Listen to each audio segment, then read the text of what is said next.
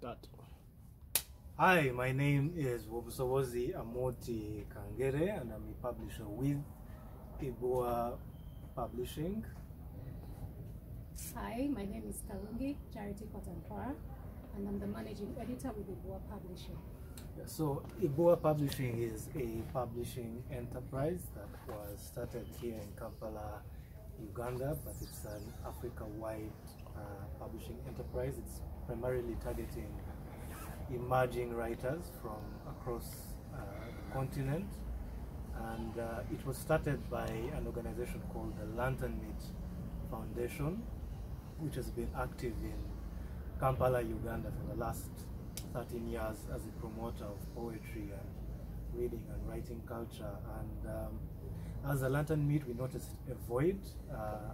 Number one, between the generation of the Shoyinkas, Achebes, and those who we call the founding fathers of Africa's publishing industry, there was a huge gap in which we didn't see many writers coming up as often as they did. So many African writers. So Iboa Publishing is an attempt to plug that bridge by equipping young writers with the skills that they need to be able to write at that level, and then provide them with opportunities to publish. And Packlight was one of the initiatives in that direction.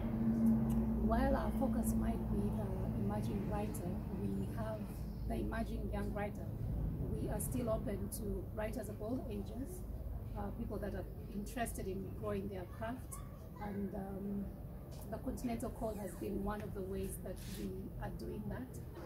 The Continental Call is designed to encourage writing from across the continent, and it's not a novel idea, but we thought it would be another way we could add to developing writing in Africa, promoting African writers and getting African stories by African writers into a more public space.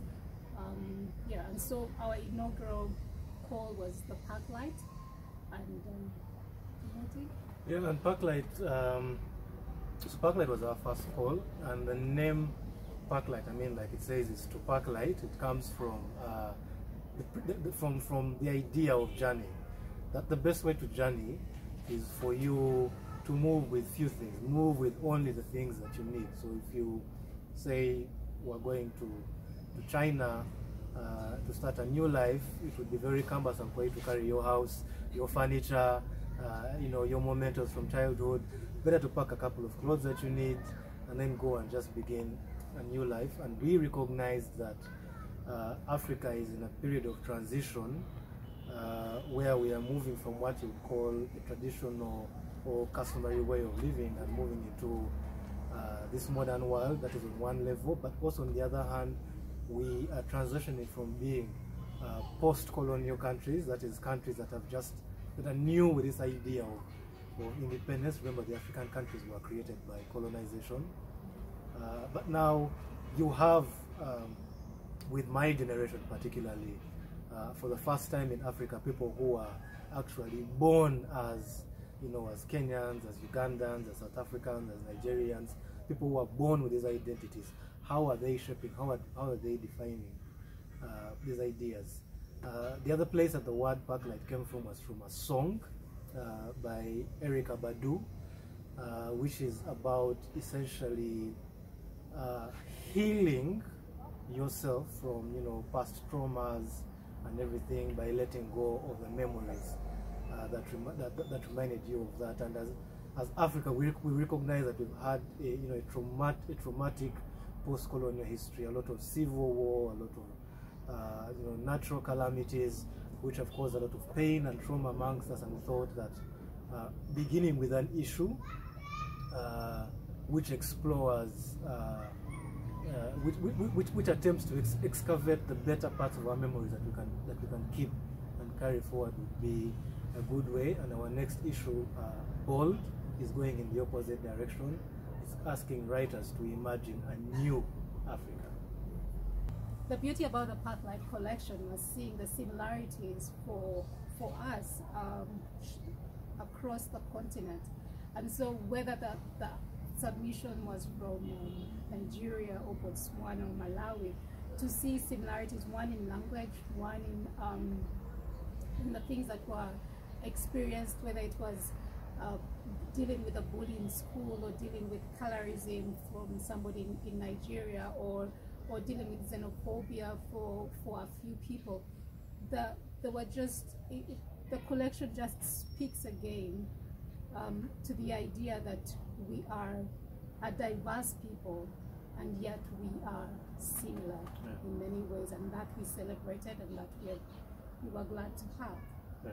And then speaking to the new call, Bold, imagining a new Africa, we're excited at the idea of seeing what Africa's writers think our future could be.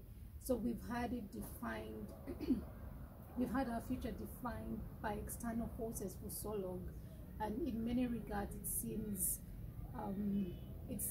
incomprehensible for the African to determine for themselves what their future could be. And so we hope that with this call we can start to see glimpses of that, what the young writers or the old, whoever submits, what they think Africa could be like, and how they speak to that. And one of the things that we're really trying to achieve with these calls, and why these calls, why Ibua, is the importance of storytelling in defining and shaping the new Africa that we want, the Africa that we have designed. I can't turn the word architect into an adjective word or a verb, but that's an Africa that is a result of our own architecture, because the Africa that we have is the architecture of our colonial masters, and we're still working within that architecture. But we believe that stories are the best tool for Africans to own their world, to shape it and define it, because stories are the operating system that defines identity. Reflecting about what kind of memories came through, what kind of image of the African person came through, I think for me what was interesting is I wanted, as from my perspective as an editor or as a publisher, I was mostly interested in saying, what kind of memory of Africa do the young people have? I think for me that was one of the most important discoveries, because a lot of the times the memories we have are the memories of the generation of our parents, who have a different experience of Africa from we ourselves. And you feel a lot of the times when you're talking about Africa, our memory is never part of the subject. I think for me, I saw a mixed heritage. I saw people celebrating, the ills and the traumas, the conflicts. The sense of division, is very strong, but it's carried on in a light way. Like, there was a story from Egypt, which was one of my favorites, perhaps I'm biased because I edited it. It talks about the divide between the Christians and the Muslims in Egypt, where Christians are a minority and Muslims are a majority. But within there is the subtle conflict also of attachment to traditional beliefs that were there before Christianity and Islam, which was interesting because in Egypt these religions have been there for centuries, much longer than they have been here. So I found that the dynamics that are going on here are also going on there, although here it's a little reverse. It's Christianity that is in the majority and Islam that is in the minority. And then, I mean, like stories that she mentioned, Oyinbo, the colorism that albinos face.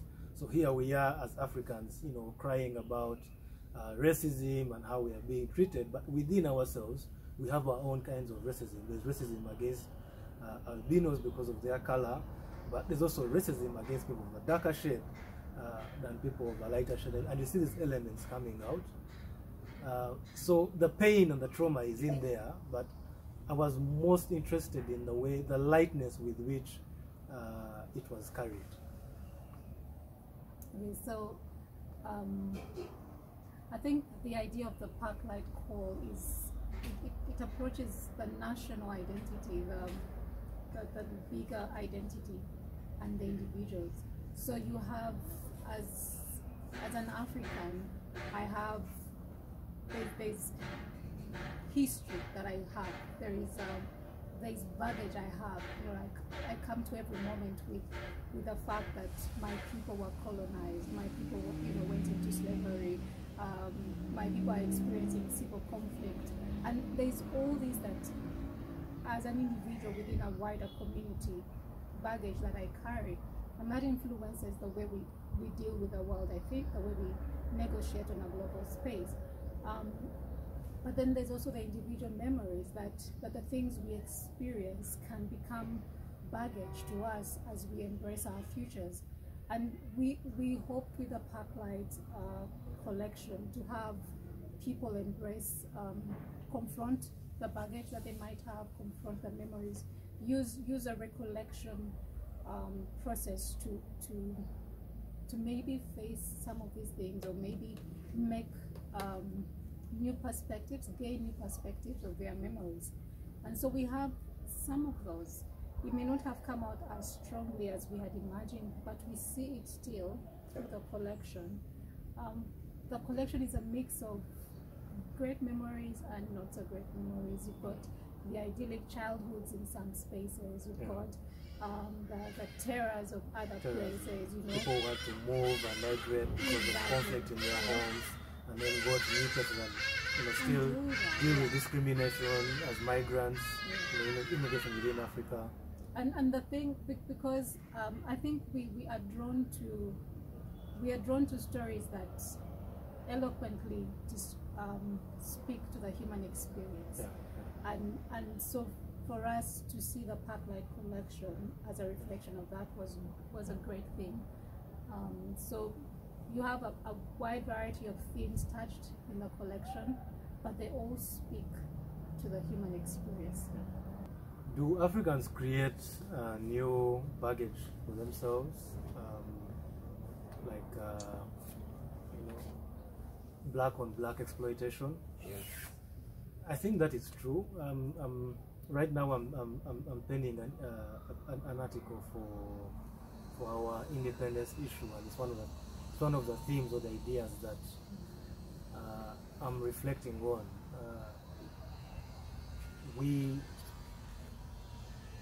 Whenever I've spoken to people who are old enough to have experienced governance by the former colonial masters and governance at our own hands, they always say that we were better off in the hands of the white people than we were under black people. And as somebody who identifies as a Pan-African, so an African, it always hurts me because we've suffered worse afflictions under the hands of our own brothers. There is obviously there's the obvious trauma from the bad governance, but then there's also the trauma from the collapse of our culture of communality, that we no longer trust each other. When you meet somebody, you're always on the lookout. What doesn't want to take from you? We've seen cases of people's land being taken by loved ones, by relatives, by husbands, by wives, by siblings, by business partners. We've seen people being cheated out of futures. And so I think the dream of a better Africa, an Africa where there was more opportunity for every African, male, female, disabled, albino, that Africa where opportunity was open to everybody, has not happened. And on one hand, one can blame the forces of colonialism and neo-colonialism and geopolitics and all of this interference, but we can't ignore that at the end of that chain, it has been black people it has been our fellow Africans that we are receiving, all of this from. So I think this doesn't come out in the Packlight stories as much, but yeah, you see elements of it in some of the stories. I think as we look at independence, post-independence Africa, those are some of the aspects that you have to be honest about. That the civil, the conflict, the corruption, all of that is at the hands of fellow Africans.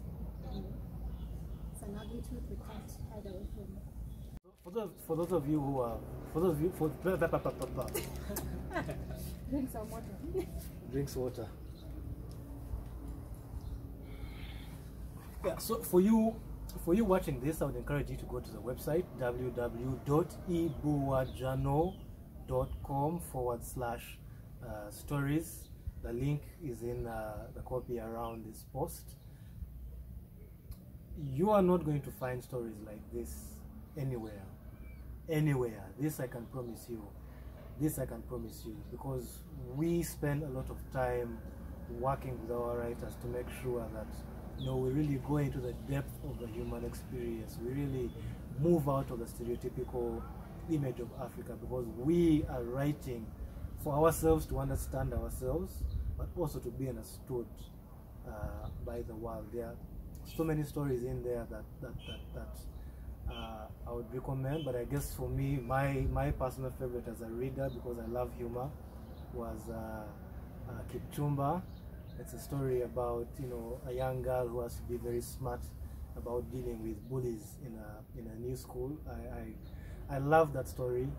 It has an element of nostalgia, but it's also told in a really humorous way.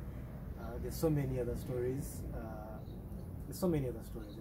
There were 17 stories. I can't mention all of them, but one off head would have been that. And concerning the Packlight stories, do I have a favorite? It would be hard to say, because I think I like the whole collection. I'm attached to the whole collection, but there's lots of different experiences for you to read about and enjoy. Thank you.